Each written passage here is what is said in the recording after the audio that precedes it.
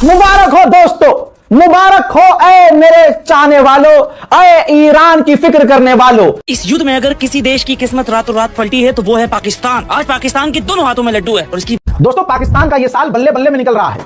हम कितना भी पाकिस्तान को दल्ले दल्ले कर ले, लेकिन अगला तो बल्ले बल्ले करके हमारा मुंह काला कर रहा है नहीं है। और पाकिस्तान के फील्ड मार्शल आसिम मुनीर और प्रधानमंत्री शहबाज शरीफ के रिक्वेस्ट पर हमने ईरान पर हमला रोकने के लिए आदेश दे दिया है। यह पूरा क्रेडिट दिया है। सोचिए पाकिस्तान की कितनी इज्जत पूरी दुनिया में बढ़ जाएगी कि भाई ईरान पर हमला करने वाला था गुलाबी सुअर, हालांकि औकात नहीं थी, लेकिन भरम तो उसने बनाया था। तारीख पे तारीख आ रही है इस टाइम, और ऐसा लगता है कि पाकिस्तान शायद अब अमेरिका से गुजारिश किया है कि भाई ये 14 दिन के लिए थोड़ा और बढ़ा दीजिए सीज फायर। डोनाल्ड ट्रंप दिन भर में 3 बार फोन लगाते हैं इस्लामाबाद। पहलगाम हमले की भूमिका लिखने वाला आसिम मुनीर शांति का सबसे बड़ा मुनीम बनता फिर रहा है, और हमारे ईरान को बमों से उड़ाने की बात कर रहे थे, धमकी दे रहे थे, वही ट्रंप कल देर रात ईरान के आगे सरेंडर कर गए। जी हाँ, पूरा कह रहा है कि पाकिस्तान जैसे देशों के ऊपर हम भरोसा ही नहीं कर सकते मध्यस्थता के लिए, तो इन पर भरोसा ही क्यों किया। और के लिए पाकिस्तान ने बहुत बड़ा काम किया है। पाकिस्तान के वज़ीर-ए-आज़म शहबाज शरीफ और फील्ड मार्शल आसिम मुनीर के कहने पे उन्होंने कांटेक्ट किया प्रेसिडेंट ट्रंप से। और मुबारक हो दोस्तों, मुबारक हो ऐ मेरे चाहने वालों, ऐ ईरान की फिक्र करने वालों, आप सभी को मुबारक हो। तमाम मुसलमानों को गुलाबी सुअर के बारे में मैंने इससे पहले रात 12 बजे अपडेट दिया था, और रात को 2 बजे भी और कहा था कि अब नहीं लड़ सकता ईरान से अमेरिका। लीजिए गुलाबी सुअर की हार का सबूत देखिए। न जाने कितनी बौखलाहट से, कितना टूटकर अंदर से इस बुढ़े गुलाबी सुअर ने यह पोस्ट किया, जिसमें उसने लिखा कि based on the fact that the government of Iran seriously fractured, यानी कह रहा है कि यह हमने फैक्ट देखा, सच्चाई के आधार पर हमने देखा कि जो ईरान की सरकार है वो पूरी तरह से टूट चुकी है, जो हैरानी की बात नहीं है। और पाकिस्तान के फील्ड मार्शल आसिम मुनीर और प्रधानमंत्री शहबाज शरीफ के रिक्वेस्ट पर हमने ईरान पर हमला रोकने के लिए आदेश दे दिया है। यह रोक तब तक के लिए है, यह लाइन ध्यान से पढ़ लीजिएगा, यह रोक तब तक के लिए है जब तक उनके यानी ईरान के नेता, उनकी सरकार कोई ठोस प्रस्ताव यानी कोई अच्छा एग्रीमेंट लेकर नहीं आ जाते। लीजिए, इतनी फटी है गुलाबी सुअर की चड्डी कि यह कह रहा है कि भैया मैं कोई डेट नहीं दे रहा, अब कोई मैं डेडलाइन दे ही नहीं रहा, जाओ चाहे अब तुम्हें लेके आना हो चाहे 10 साल बाद। मेरे दोस्तों इसे कहते हैं गुलाबी सुअर। कहता है कि जब तक वो अच्छा एग्रीमेंट लेके नहीं आते तब तक के लिए ये सीज फायर कर रहा हूं, बढ़ा रहा हूं। कहा कि मैंने अपनी फौज से कह दिया है कि ब्लॉकेज को बाकी रखना है, जो स्ट्रेट ऑफ हॉर्मुज में है वहां ब्लॉकेज जारी रखना है। मैंने सीज फायर यानी युद्ध विराम को तब तक के लिए बढ़ा दिया है जब तक के लिए उनका आगे से प्रस्ताव नहीं आ जाता और बातचीत किसी नतीजे पर नहीं पहुंच जाती। समझ में आई बात? यानी यह कह रहा है कि जब तक, अब कई स्टेप हैं कि पहले ईरान जब उसका, क्योंकि डेट तो दी नहीं, डेडलाइन इसने दी नहीं, तो अब यह कह रहा है कि ईरान जब एग्रीमेंट देगा, एग्रीमेंट लेके आएगा, फिर हम पढ़ेंगे, फिर हम समझेंगे, फिर हम दोनों बैठकर बात करेंगे, फिर देखेंगे कि मामला क्या है। तो दोस्तों गुलाबी सुअर, मैं 20 दिन से कह रहा हूं कि इसकी औकात नहीं है, यह बस अपनी नाक बचा रहा है। दुनिया जो कह रही है हार गया है गुलाबी सुअर, ऐसे थोड़ी, इसकी रेटिंग 30% बची है। अमेरिका में कोई इसे इज्जत नहीं दे रहा है। दुनिया की तमाम बड़ी कंपनियां डोनाल्ड ट्रंप को गरिया रही हैं। अरब देश भी पीछे से कह रहे हैं कि कहां फंसवा दिया इस गुलाबी सुअर ने। स्ट्रेट ऑफ हॉर्मुज ईरान ने बंद कर रखा था, इसने तो और उल्टा कर दिया, इसने भी बंद कर दिया। इक्का दुक्का जहाज जा रहे थे तो इसने रोकना शुरू कर दिया। मेरे दोस्तों आप लोगों को मुबारक हो, ये जो हार मिली है गुलाबी सुअर को। सोचिए ये कौन ट्रंप है, कौन गुलाबी सुअर, जिसका एक फोन किसी देश के नेता के पास चला जाता था तो वो कहता था अरे अरे डायपर लाओ, अरे ट्रंप का फोन है, डायपर लाओ, डायपर कहां है। सोचिए दोस्तों, जिसके एक कॉल पर कॉल गया भाड़ में, 2 देश लड़ रहे होते थे, यह साला अपनी साइड से ट्वीट कर देता था जंग बंद कर रहे हैं जी, और उन दोनों देशों को जंग खत्म करनी पड़ती थी। सीनों पर सांप उनके भी लौट रहा है और लौटेगा। जो कह रहे थे अरे पाकिस्तान तो दल्ला है, अरे अब तक तो तुम ही हर जगह दल्ले बने हुए थे, अब क्या हुआ?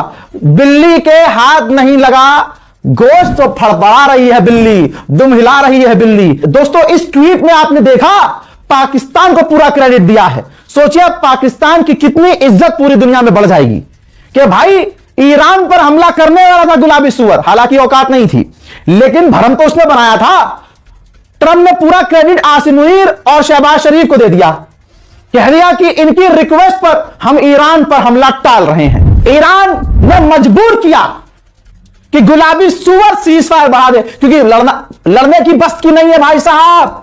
40 दिन ईरान ने पीटा था, 40 दिन की पिटाई भूल जाएगा ट्रंप। तारीख पे तारीख आ रही है इस टाइम, और ऐसा लगता है कि पाकिस्तान शायद अब अमेरिका से उन्होंने अर्ज किया है कि भाई ये 14 दिन के लिए थोड़ा और बढ़ा दीजिए सीज फायर को, क्योंकि बातचीत होने में वक्त लगेगा।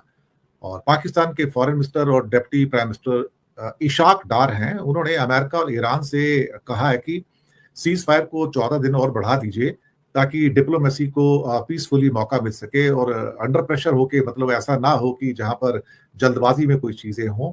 और ऐसे में पाकिस्तान ने दोनों से कहा है कि भाई सीज फायर करीब करीब आपने 22 तारीख की तो दे रखी है, लेकिन आप 14 दिन का थोड़ा सा और बढ़ाइएगा इसमें, और कहीं ना कहीं अगर ये होगा तो हम फैसिलिटेट कर पाएंगे बातचीत को।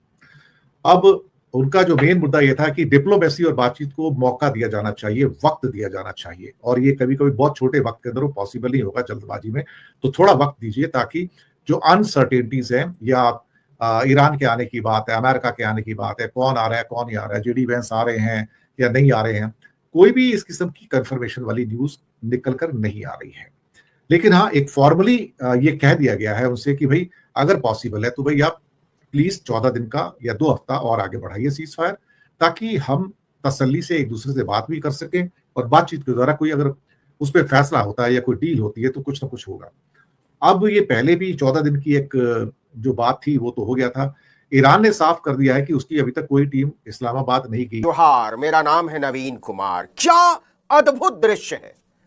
अमेरिका के उपराष्ट्रपति जेडी वेंस दौड़ दौड़कर ऐसे पाकिस्तान पहुंच रहे हैं जितना नोएडा गाजियाबाद का आदमी दिल्ली के कनॉट प्लेस इंडिया गेट पे नहीं जाता है। डोनाल्ड ट्रंप दिन भर में 3 बार फोन लगाते हैं इस्लामाबाद। पहलगाम हमले की भूमिका लिखने वाला आसिम मुनीर शांति का सबसे बड़ा मुनीम बनता फिर रहा है, और हमारे विश्व गुरु और उनके चेले बैठकर ताली पीट रहे हैं। सबकी समझ में आ रहा है कि कहने को कोई कुछ भी कहे, कितना भी गाल बजा ले, कितने भी इश्तिहार छपवा ले, लेकिन दुनिया की नजरों में हम न 3 में हैं और न 13 में। एस जयशंकर भले पाकिस्तान को दलाल कहें, लेकिन हकीकत यह है कि अगर शांति वार्ता कराने में पाकिस्तान की कामयाबी की कामना इस धरती पर सबसे ज्यादा कोई कर रहा है तो वो नरेंद्र मोदी कर रहे होंगे, क्योंकि पाकिस्तान अगर ईरान और अमेरिका के बीच समझौता कराने में सफल हो जाता है तो नरेंद्र मोदी की झुकी हुई गर्दन में थोड़ी सी जुम्बिश आ सकती है, वरना यह पोल खुल चुकी है कि नकली विश्वगुरु की हालत खराब है, क्योंकि बेंजामिन के देश को पापा बनाने के चक्कर में लंका लग चुकी है भारत की विदेश नीति की। इस वीडियो को अंत तक देखिए और समझिए कि कैसे अमेरिका और इजराइल की आरती उतारते उतारते बड़े हजूर दुनिया की नजरों में हास्यास्पद हो चुके हैं। ईरान को बमों से उड़ाने की बात कर रहे थे, धमकी दे रहे थे, वही ट्रंप कल देर रात ईरान के आगे सरेंडर कर गए। जी हां, पूरा आत्मसमर्पण ट्रंप ने कर दिया, और अपनी सलाहकारों की बैठक के बाद, मीटिंग के बाद ट्रंप ने खुद युद्ध विराम का ऐलान किया है, और इस बार का जो युद्ध विराम है वो अनिश्चित काल के लिए। उधर ईरान की इस्लामिक सेना का कहना है कि ट्रंप ईरान की फौज से घबरा गए हैं, वो आगे युद्ध लड़ना नहीं चाहते, इसलिए उन्हें मजबूरन युद्ध विराम की घोषणा खुद करनी पड़ी। बिस्मिल्लाहिर्रहमानिर्रहीम। सियासतमदारान खबीस व कूदकुश अमेरिकी सहयोनी। अब दोस्तों, जो बड़ा सवाल है वो ये है कि ट्रंप ने आखिर अचानक एक बार फिर से सरेंडर क्यों कर दिया। वॉशिंगटन पोस्ट या न्यूयॉर्क टाइम्स की जो रिपोर्ट्स आ रही हैं उसके मुताबिक ट्रंप का जो एडमिनिस्ट्रेशन है, ट्रंप के जो एडवाइज़र्स हैं, खासकर जो उनके इकोनॉमिक एडवाइज़र्स हैं, मिलिट्री एडवाइज़र्स हैं, यहाँ तक कि CIA जो खुफिया एजेंसी है अमेरिका की, उनके जो डायरेक्टर थे, उनकी जो ब्रीफिंग हुई भारत के अनुसार कल देर रात जो वहाँ पर मीटिंग हुई है, जिसमें पीटर हेक्सेथ वहाँ के डिफेंस सेक्रेटरी यानी डिफेंस मिनिस्टर, वहाँ के स्टेट सेक्रेटरी विदेश मंत्री मार्को रूबियो और भी कई लोग थे, जेडी वांस उपराष्ट्रपति थे जिनको इस्लामाबाद आना था, इनकी मीटिंग हुई। और इस मीटिंग में जो CIA की रिपोर्ट थी वो बहुत निर्णायक थी। CIA ने अपनी रिपोर्ट में कई ऐसे कारण बताए थे जहां पर ट्रंप को झुकना ही पड़ा। झुकने के अलावा उनके पास कोई विकल्प नहीं था। अब कारण कई हैं, लेकिन अमेरिकन मीडिया ने जो रिपोर्ट किया मैं आपके साथ साझा करना चाहता हूँ। पहला कारण एस्केलेशन रिस्क था। CIA का ये कहना था कि पिछले 15-20 दिनों में चाइना ने जिस तरह से रॉ मटेरियल की सप्लाई करी है, ईरान के पास नया और बड़ा स्टॉक रेडी है मिसाइल्स का, और इस बार 4000 किलोमीटर की रेंज से ज़्यादा की मिसाइलें इस्तेमाल करता ईरान। तो एक तरफ युद्ध होता तो भयानक युद्ध होता, और इससे बचना चाह रहा था अमेरिका, बचना चाह रहा था।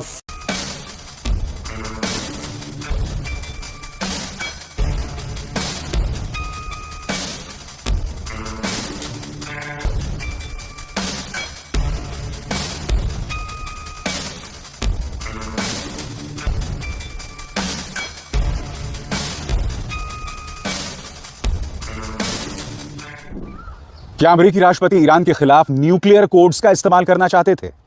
क्या जनरल डैन केन ने उन्हें ऐसा करने से मना कर दिया? दोस्तों, एक CIA एनालिस्ट के इस दावे से दुनिया में खलबली मच गई है।